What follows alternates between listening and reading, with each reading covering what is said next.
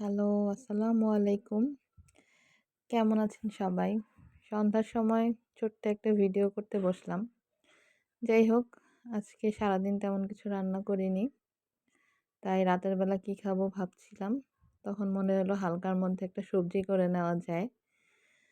তো যেই কথা সেই কাজ, রান্নাঘরে এসে একটু ঘি, পেঁয়াজ, হলুদ দিয়ে নরমাল শীতকালে যে সবজি আমরা খাই, ফুলকপি আর সিম দিয়ে একটু সবজি করার চেষ্টা। কারণ সবসময় আসলে রান্না-বাড়া করতে অত ভালোও লাগে না। তো উম তৈরি করছি আমার সবজি। আমাদের ঘরে সবাই সবজিটা খুব পছন্দ করে। হালকার মধ্যে সিম্পলের মধ্যে যেইটুক, আর এত মসলাও আমরা খাই না।